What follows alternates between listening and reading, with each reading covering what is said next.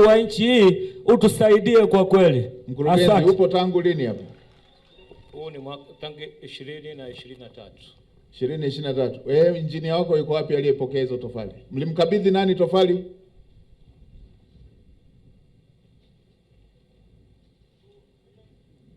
Kuna huyu Christopher Mwangoka, kutolipwa fedha ya ujenzi.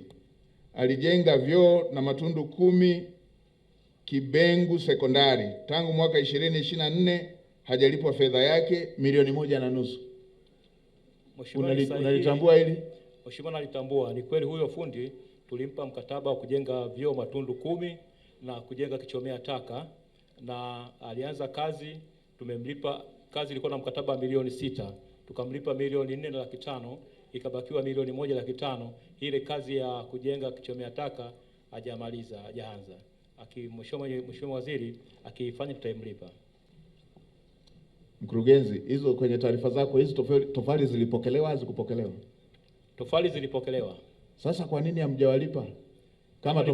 Kama tofali zilipokelewa, kwa nini hamjawalipa? Kama nilivyosema jibu langu, kama waliiba mifuko, kwa nini hamjawakamata? Mwenyekiti wao na katibu wao alikimbia. Nyinyi si ndio serikali? Ndio. Hawa tofali mmepokea, mwenyekiti na kwa hiyo kazi yote waliofanya mmelipana kwa mifuko mingapi? Mheshimiwa, hawakurudi na sisi tuko tayari kuwalipa, tutawalipa. Haya, mko tayari kuwalipa? Ita timu yako yote ya wataalamu wako wa halmashauri na mkuu wa wilaya, na wewe ita wako, piteni huko mwalipe sasa hivi kabla sijatoka hapo. Sawa. Changisheni hapo, walipeni. Nendeni hapo mwalipe.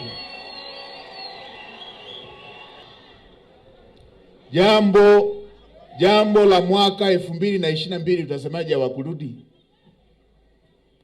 2022 utasemaje hawakurudi? Hebu wewe tuambie bwana, wanasema bado unadaiwa kichomea taka. Likoje hilo? Ni kweli.